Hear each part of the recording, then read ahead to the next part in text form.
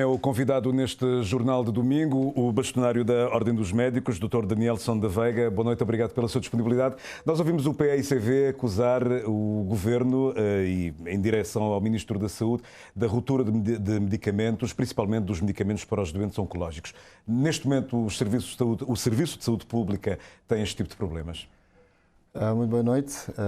Realmente, portanto, tem-se ouvido falar realmente que há ruptura de medicamentos, mas, como disse, a nível público, pelo menos dentro do hospital, não tenho tido informações de que realmente não há medicamentos. Tenho ouvido no privado, praticamente.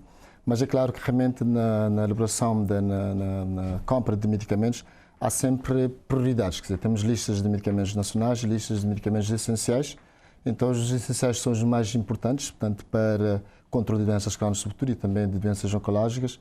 Mas, portanto, é verdade que realmente tem-se ouvido falar, mas, como disse, a nível público, onde estou a trabalhar, não se tem tanto, portanto, essa percepção, portanto, entre nós dentro do hospital, digamos assim. Nós estamos a sair de um debate do Orçamento Geral do Estado, onde ficamos a saber que a saúde vai receber a maior fatia deste orçamento, são cerca de 11% do bolo orçamental. Neste momento, do seu ponto de vista, qual é a prioridade para o setor da saúde? Fala-se na construção de um hospital central de Cabo Verde, sei lá, a dotação de mais qualidade aos médicos, ao serviço que prestamos. Qual é a prioridade que a Ordem aponta? É verdade, que realmente para nós é uma notícia muito boa, porque realmente nós, portanto, os médicos realmente sempre têm levantado essa questão realmente em relação ao orçamento e o bolo do orçamento para o Ministério da Saúde. Penso realmente que esse somente é muito bem-vindo. E nós, portanto, para nós o mais prioritário realmente é ver com esse hospital, que é o hospital de referência, que, portanto, nós, inclusive a Ordem, teve a honra de participar no debate para a conclusão da tomada dessa medida, realmente. Porquê? Porque realmente nós ainda estamos numa situação de dependência de evacuação de doentes ao exterior. Portanto, sobretudo, este hospital vai resolver este problema? Eu penso realmente, se realmente esse hospital for construído, realmente, nós em Cabo Verde ainda não temos todas as especialidades, né, para cobrir um hospital de referência, sobretudo para, portanto, reduzir a evacuação, porque a evacuação de Cabo Verde para Portugal praticamente baseia-se sobretudo em doentes com doenças cardíacas, doentes com problemas de artromusculares, doentes com necessidade de fazer transplante da córnea, portanto, doentes para quimioterapia, radioterapia, doentes oncológicos realmente para radioterapia, fundamentalmente. Em Cabo Verde ainda não temos um tratamento de radioterapia, porque realmente exige algum esforço orçamental, mas pelo projeto que eu vi, há a intenção realmente de se instalar em Cabo Verde reatores para radioterapia. E na área de cardiologia, penso realmente que há necessidade de fazer, de se criar centros para intervenções cirúrgicas, sobretudo para doenças congénitas do coração.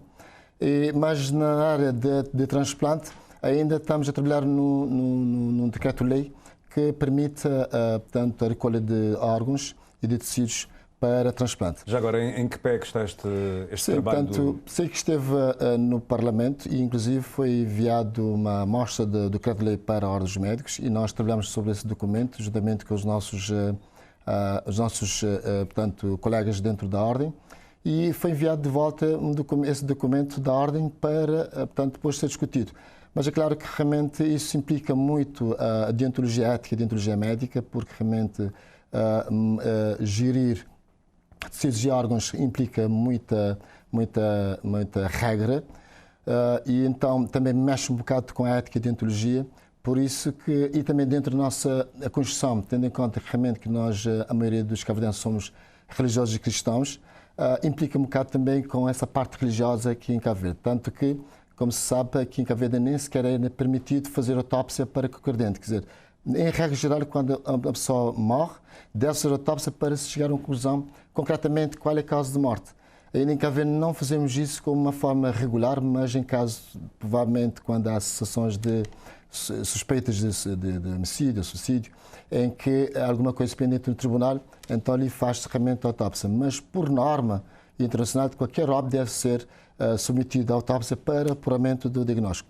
Então, essa parte realmente já mexe com a nossa identidade, portanto, religiosa, e, portanto, temos que mexer nessa área e depois, então, pensar, portanto, nessa parte realmente de transplante de órgãos. Isso tudo também tem a ver com a declaração de morte cerebral. Como sabem, às vezes uma pessoa fica numa situação vegetativa em que a pessoa está viva por causa do apoio de suporte de vida, mas que, portanto, não se considera diretamente que a pessoa está morta, mas que em termos práticos a pessoa tem uma morte cerebral, mas definir que a pessoa realmente está morta ou não é algo também que exige muita... São questões muito mais complexas. Olhando para a pandemia e a forma como Cabo Verde tem gerido esta crise pandémica a nível mundial, eu li, sei lá, de casos de Portugal onde, não sei se aqui em Cabo Verde aconteceu a mesma coisa, mas em que punham, e não só Portugal, outros países, em que punham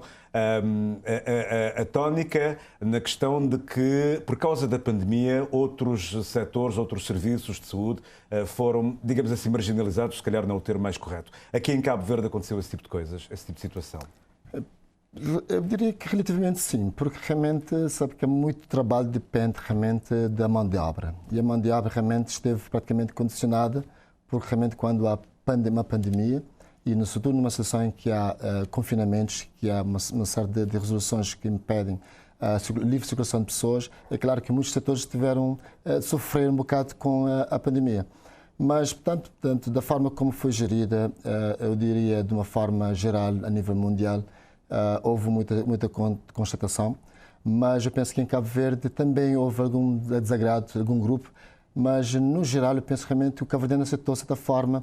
Todo o programa foi montado pelo nosso Ministério e nós, inclusive dentro da Ordem, tivemos também que participar em muitos programas de elaboração de programas de contenção, de contingência, e então penso realmente que a situação foi razoável e, portanto, o resultado é o que estamos a ver agora, que realmente, em comparação com muitos países do mundo, Cabo Verde tem tido uma resposta bastante satisfatória, graças, sobretudo, não só ao programa que foi montado, mas também houve uma aderência massiva dos médicos cabo-verdianos e, de certa forma, inicialmente foi um bocado difícil da parte da população, mas mais tarde penso realmente que, à medida que a população vai entender, vai compreender o que é que significa a pandemia, o que é a Covid, penso realmente que tem havido um engajamento razoável do povo cabo-verdiano, no ponto de que, segundo vi há poucos, já há mais de um mês não houve óbitos, e cada vez mais tem havido uma certa redução de número de casos novos em Cabo Verde. Nós, ao longo desta semana, nós demos duas notícias de negligência médica, um no Hospital da Praia e o outro no Hospital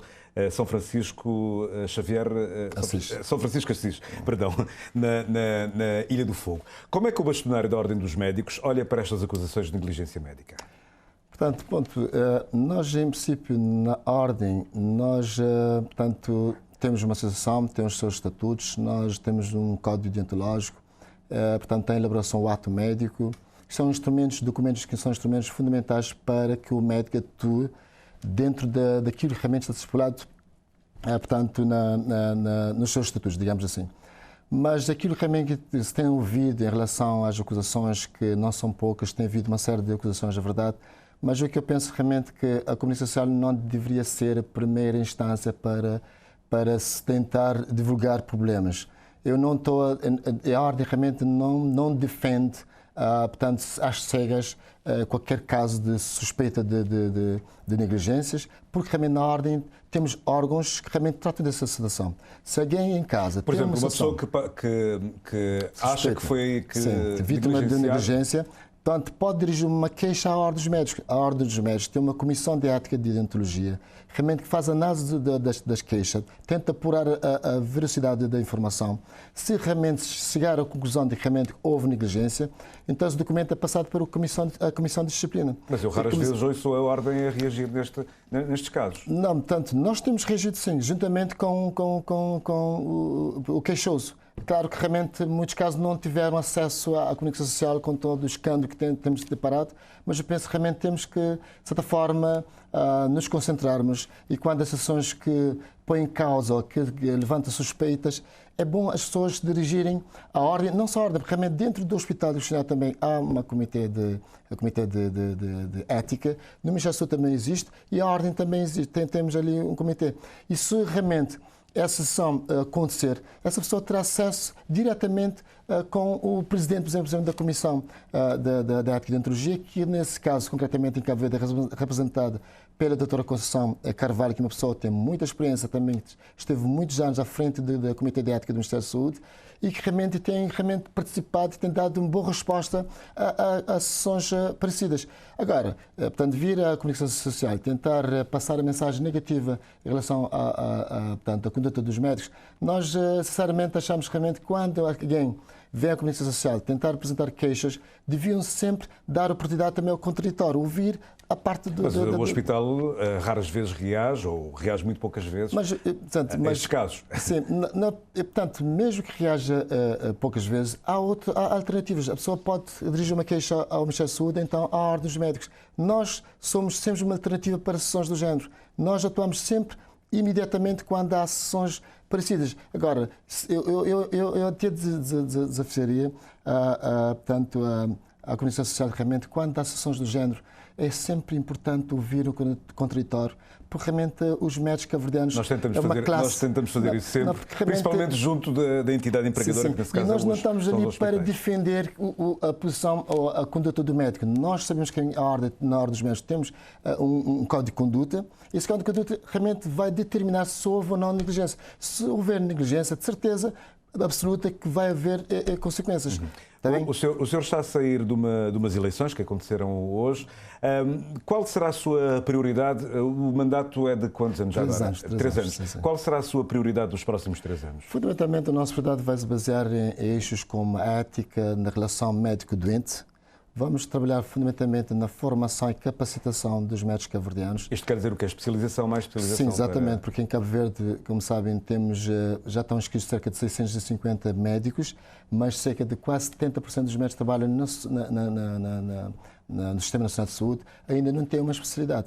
Aliás, é um assunto que temos estado a trabalhar juntamente com o nosso Ministério da Saúde e também com o Ministério da Saúde de Portugal, com a Ordem dos Médicos de Portugal, também com o Conselho Federal de Medicina do Brasil e também da Universidade Federal de Ceará, que estão muito interessados realmente em nos ajudar a formar e capacitar os médicos cabo-verdianos. Porque realmente nós temos deparado que a população cabo-verdiana cada vez mais tem desenvolvido a sua visão e a sua consciência em termos de saúde, a ponto de que quando uma pessoa vai ao médico, quer saber se o médico é especialista ou não.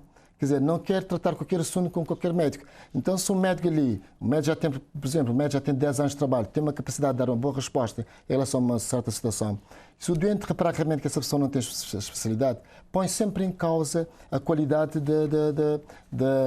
da consulta. Mas nós temos certeza realmente que em Cabo Verde temos médicos capacitados, médicos bem formados, portanto, interessados em fazer a formação, e já vamos começar a fazer formação em medicina geral familiar, que pensamos que é algo fundamental para nós podermos pôr de pé e melhorar a nossa resposta em relação à saúde. Por outro lado, também estamos a pensar seriamente em investir na política de solidariedade e humanismo na saúde, e a Ordem quer também cada vez mais participar na política e na legislação de saúde em Cabo Verde.